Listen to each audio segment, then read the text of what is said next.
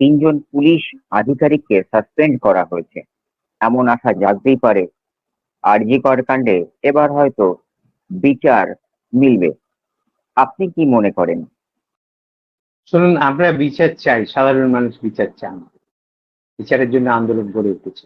ডাক্তাররা আন্দোলন করেছেন, সাধারণ মানুষ আন্দোলন করেছেন, গোটা রাজ্য জুড়ে, দেশ জুড়ে এবং দেশের বাইরে বহু দেশে এই আন্দোলন গড়ে উঠেছে। মানুষ বিচার চায় এবং আমরা দেখেছি যে এই বিচার চলাকালীন একটা সময় রাজ্য পুলিশের হাত থেকে সিবিআই হাতে এলো এবং সিবিআই প্রচুর ক্ষমতা নিয়ে কাজ করছিল, কারণ সুপ্রিম কোর্টের নির্দেশে সিবিআই কাজ করছিল। কিন্তু সিবিআইও একই কাজ করেছে।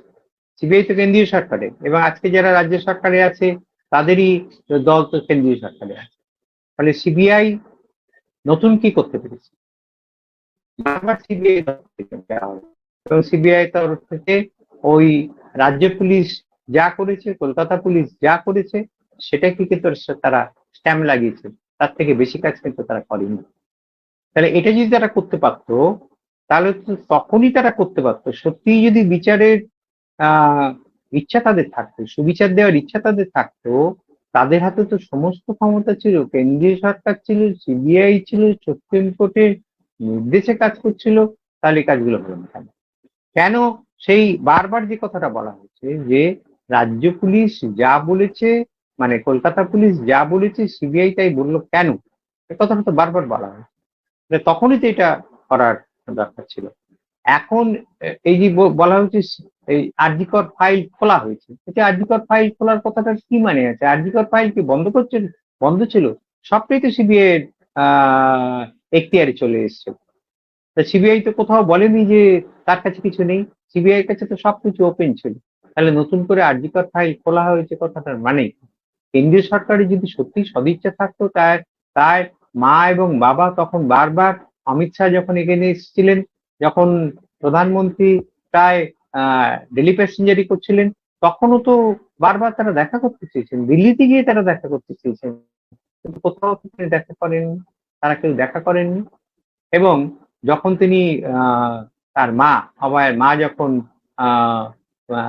প্রার্থী হতে রাজি হলেন, তখনই এসে প্রধানমন্ত্রী তার মায়ের মাথায় হাত দিয়ে বলে গেলেন যে সিবিআই আরজি কর ফাইল খুলবে যদি তারা ক্ষমতায় আসেন।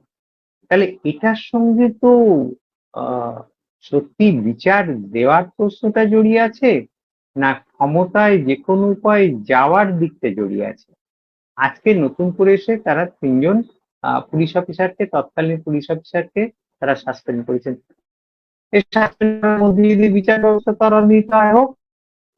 কিন্তু আমাদের যে প্রশ্ন, সে প্রশ্নটা হচ্ছে যে যারা যাদের যারা দায়িত্ব নিয়েছিলেন তাদের কাছে তো সমস্ত সুযোগই তখন ছিল, তাহলে তারা করলেন না কেন?